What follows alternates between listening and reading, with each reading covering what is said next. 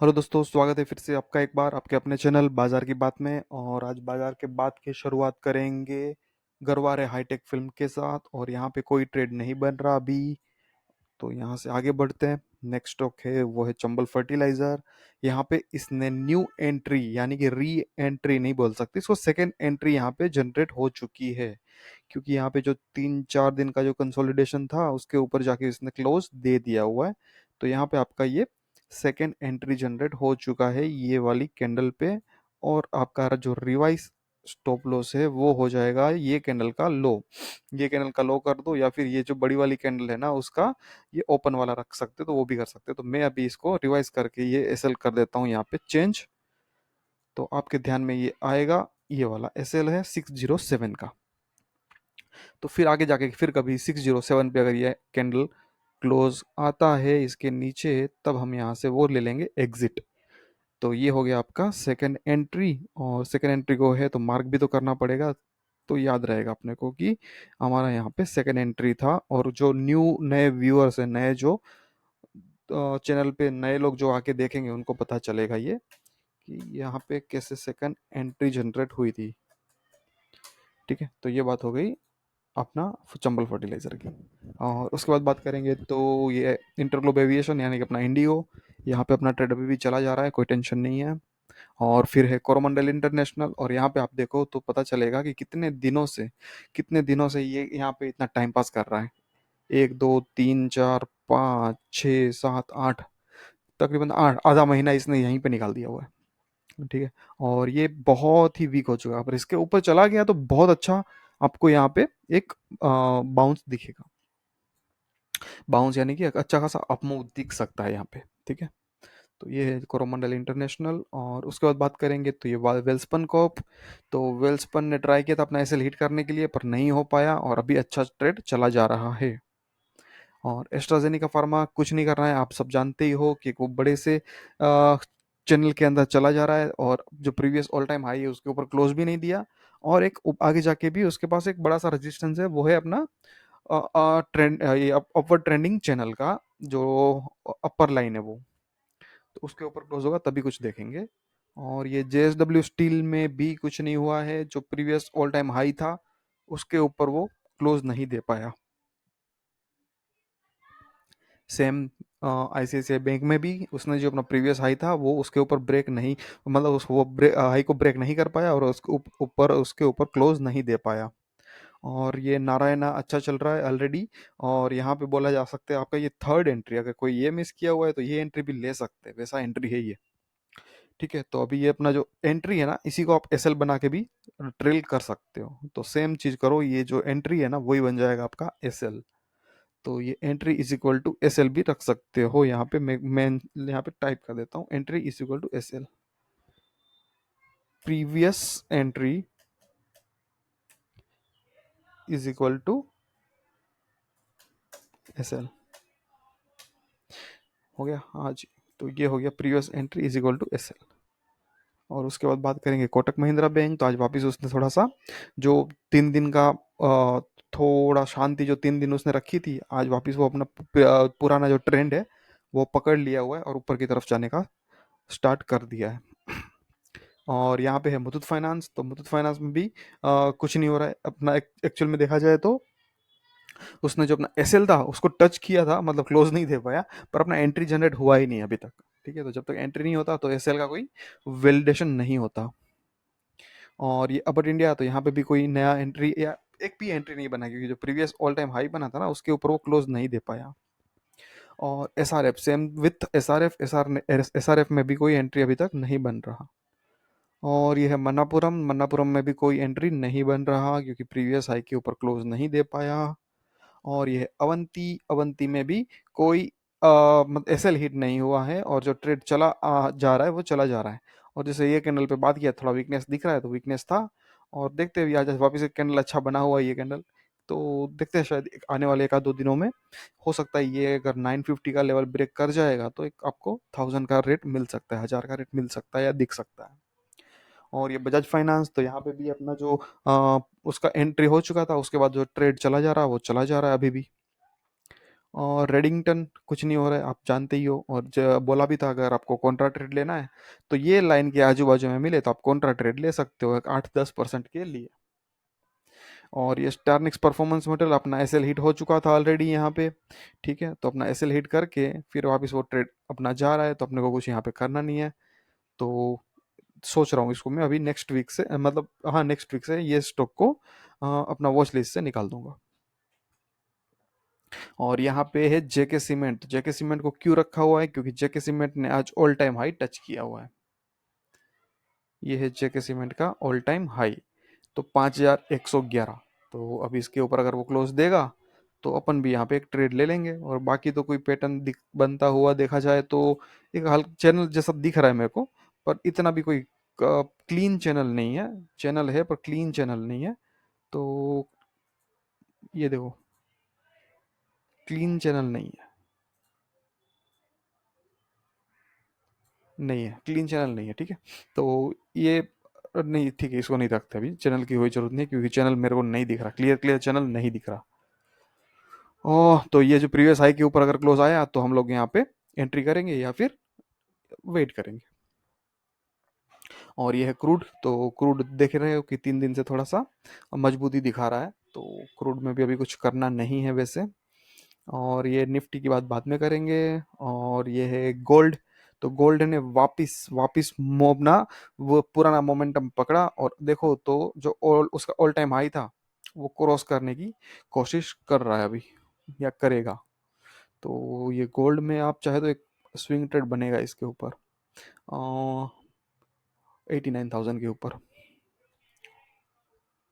और dollar index भी वापस थोड़ा सा ऊपर जाने की कोशिश कर रहा है।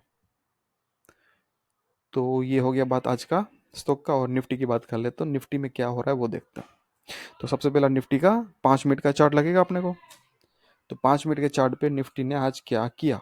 तो सबसे पहला तो निफ्टी ने 5 मिनट के चार्ट पे 200 पॉइंट्स का टोटल लो से हाई का मोमेंटम उसने मूवमेंट दिया। 200 पॉइंट का निफ्टी ने मूवमेंट किया आज। ठीक है, यहाँ से लेके यहाँ तक। और ये है अपना 935 का कैंडल। ठीक है, तो 935 के हिसाब से अपना 350 पॉइंट का जो पुट आ रहा था वो 23,200 का पुट था। और कॉल की साइड थे 23,900 का कॉल था। ठीक है, क्यों कल इसके लिए हम बात नहीं किया था निफ्टी का, क्योंकि कल प्रीमियम नहीं थे। जैसे हमने बात किया हुआ है कि दोनों साइड एटलीस्ट दोनों को मिला के 20 पॉइंट्स के प्रीमियम होने जरूरी है, तब जाके कुछ ट्रेड बनता है। 10 पॉइंट मतलब 20 पॉइंट के अंदर है तो ट्रेड नहीं लेना है। तो ये हो गई बात। और अभी इसका एक्चुअल में ट्रेड देखेंगे कि क्या हुआ था इन दोनों के कॉल पुट में, ऑप्शन में। तो ये है आपका सबसे पहला तो 23,200 का पुट, जो आपने ये वाली कैंडल, ये 935 की कैंडल पे 41.7 में बेचा था। और आपको उसको यहाँ पे स्क्वायर स्क्वायर ऑफ किया था ये वाली कैंडल पे 315 पे। तो आपको यहाँ पे 12 पॉइंट्स मिल गए। ठीक है, और ये हो गई बात पुट की। और कॉल में भी आपने यहाँ पे 38 पे आपने सेल किया था, और हाई देखो तो उसका 65 है, तो आपका एसएल यहाँ पे गया नहीं है। ठीक है, 65 66 है तो आपका एसएल नहीं है, क्योंकि आपका एसएल 100% है। तो अगर 38 39 भी पकड़ूं तो आपका तो मान के चलो कि हो जाएगा 78 के आजू बाजू का एसएल। ठीक है, तो 78 का एसएल आपका आया नहीं है। 78 77 भी मान के चल सकते हो। ठीक है, ऐसा नहीं, थोड़ा थोड़ा सा राउंड फिगर आप बना के चलो, जैसे 38.35 या 39 पकड़ के चलो, तो वो हिसाब से 78 आता है। तो 78 का अपना एसएल आया नहीं है। तो आपका यहाँ पे 38 में सेल किया था, और आपने यहाँ पे ये वाली कैंडल पे स्क्वायर ऑफ किया। तो आपका यहाँ पे स्क्वायर ऑफ करने का जो प्राइस था वो था एक 18 रुपया समथिंग। तो आपको यहाँ पे 20 रुपया मिल गया। तो कॉल का और पुट का दोनों का मिला के आपको यहाँ पे 12 और 20 यानी कि 32 पॉइंट मिल गए। ठीक है, 32 पॉइंट इंटू 75 कर लो पर लोड, तो आपको पता चल जाएगा। तो हो सकता है आज के दिन में उसने जो प्रीवियस वीक किया उससे आगे का जो भी कोई लॉस तो था ही नहीं वैसे, तो वो लॉस वगैरह भी नहीं, और आपको ऑलरेडी प्रॉफिट में चल रहा है ये स्ट्रेटेजी। और उसके बाद बात करेंगे टाटा मोटर्स। तो टाटा मोटर्स में अपने को मौका मिल सकता था या मिल सकता है। मेरे को लगता है कि ये आपको सेकंड या थर्ड को मिल जाएगा, जब अपने इंडिया पे वो टेरिफ्स लग जाएंगे। ठीक है, तो सेकंड को टेरिफ लगने की बात है, तो उस दिन आपको देखना पड़ेगा कि आपको यहाँ पे मौका मिलता है या नहीं। और इंडियन होटल थोड़ा वीकनेस दिखा रहा है, और अभी ये टाइम पे अगर यहाँ पे ये लाइन के आजू बाजू में किधर मिलता है तो एंट्री छोड़ना नहीं है। फिर भी अपन डिस्कस करेंगे जब एंट्री बनेगा, मैं एक बार बताऊंगा यहाँ पे कि एंट्री जनरेट हुआ है या नहीं हुआ है, ठीक है। फिर भी आप अपने हिसाब से ध्यान में रखो, आपका जो भी रिस्क रिवॉर्ड हो, आपका जो कंफर्टेबल लेवल हो, आप कंफर्टेबल जितना रिस्क ले सकते हो वो लेवल के आजू बाजू में आ जाता है ये स्टॉक, तो आप ले सकते हो। अभी जैसे 786 का क्लोज है, और आज के दिन अगर लिया होता तो आपका ऐसा आता 704 या 705, ठीक है। तो इसका लो था आपका 787 का, और 7 का ही बता रहा हूँ, तो अभी 80 रुपए का ऐसे ला रहा है। अगर आप 80 रुपीज आपके लिए कंफर्टेबल है तो आप ट्रेड आज भी ले सकते थे, पर आपके लिए अगर 80 पॉइंट कंफर्टेबल नहीं है, आप वेट करो, थोड़ा कम हो जाए उसके बाद करो, 60 पे करो, 40 पे करो, 20 पे करो, 10 पे करो। जैसा जैसा आपका रिस्क है ना, आपका रिस्क एपेटाइट है ना, वैसा आपको ट्रेड लेना है। कोई कोई खाई नहीं है, कोई खाई नहीं करनी है, ठीक है। और यहाँ पे कैमलिन में भी कुछ नहीं बन रहा। तो ये हो गई बात कैमलिन की, और आज के कुछ मूवर्स और परफॉर्मर्स, टॉप में टॉप टॉप परफॉर्मर्स की बात करेंगे। तो सबसे पहला तो बीएससी है। आज बीएससी में क्या हो गया कि सेबी ने बोला है कि भाई आप दोनों डिसाइड करो, बीएससी और एनएसई को बोल के डिसाइड करो, ये रोज रोज का सर्कस बंद करो, और आप डिसाइड करो कि कौन से दिन एक्सपायरी रखनी है, ठीक है, वो फिक्स करो। तो हो सकता है ऐसा हो जाएगा कि यार एक ही दिन सबका एक्सपायरी हो जाएगा, तो उसका जो बेनिफिट है वो बीएससी को मिल जाएगा। ये बात को लेके बीएससी में आज इतना अच्छा मोमेंटम था, 17 पॉइंट का, 17% का आज उसमें अपमूव दिखा। तो उसने जो ये पूरा जो जहर था ना, ये कमजोर मार्केट का, वीक मार्केट का सेल ऑफ का, वो पूरा एक ही दिन में उसने पी लिया, ठीक है। तो ये जब उसने हाई बनाया था तकरीबन 6,000 के आजू बाजू का, तो वहां से ज्यादा कुछ दूर है नहीं।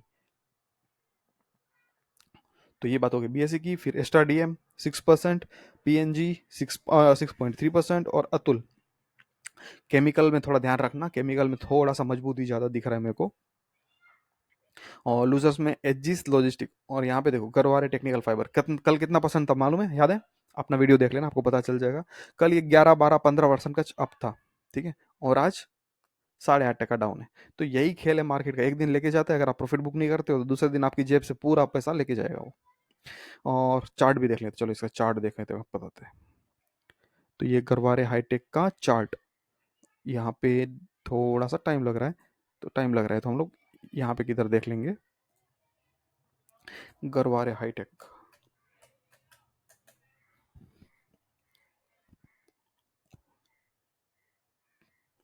नहीं, यहाँ पे थोड़ा नेटवर्क का मेरे को लग रहा है इशू है ही है, ठीक है। तो ये हो गया।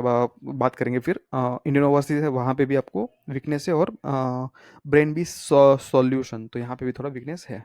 और ये 52 वीक हाई वाला स्टॉक है, जो एसबीआई कार्ड, आपको ध्यान में होगा तो कितने दिन से आ रहा है, श्री सीमेंट कितने दिन से आ रहा है, चंबल अपने लिस्ट में ऑलरेडी है, और ये जेके सीमेंट न्यू एंट्री है।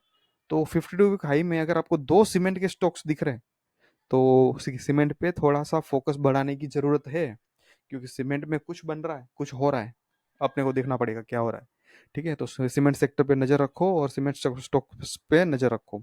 तो सीमेंट स्टॉक्स पे जो भी ढंग के स्टॉक्स मिल जाए ना, वहाँ पे आप एक बार देख सकते हो कि क्या किया जा सकता है। और यहाँ पे अपडेट होने में अभी भी काफ़ी टाइम जा रहा है, तो आगे ही बात करते हैं तब तक, ठीक है। तो यहाँ पे अपडेट होने में, और हाँ, जब जब तक ये होता है तब देखते बात करेंगे कि ऑल टाइम हाई में तो अभी भी सिर्फ अपना वही स्टॉक है जो आ, ये लिया था ना आपने, चंबल फर्टिलाइजर। तो चंबल फर्टिलाइजर ही अभी तक ऑल टाइम हाई में आया हुआ है, बाकी कोई स्टॉक अभी तक ऑल टाइम हाई में नया एंट्री आज के दिन में नहीं बना, और सिर्फ जेके सीमेंट आया, सॉरी, जेके सीमेंट और चंबल फर्टिलाइजर, ये दोनों स्टॉक है। तो बस अभी तो मेरे को लगता है यहाँ पे थोड़ा सा इश्यू है नेटवर्क का, तो जब तक ये क्लियर नहीं होता तब तक अपन बैठ नहीं सकते ना, क्योंकि वीडियो काफ़ी हो जाएगा लंबा। तो आज यहीं तक रखते हैं, और फिर कल बात करेंगे क्या होगा मार्केट में। कल तो नहीं, अभी डायरेक्टली ट्यूसडे, क्योंकि मंडे को है छुट्टी, तो ट्यूसडे के दिन देखेंगे क्या बनता है, तो वो हिसाब से बात करेंगे। तो जो भी नया नया ट्रेड बनेगा ना, जो आपका पोजीशन या जो कोई न्यू एंट्री करनी है, तो वेट करो आप, एक 2 तारीख 3 तारीख का वेट करो, एक बार वो क्लियर हो जाने दो, क्या टैरिफ लगेंगे क्या नहीं।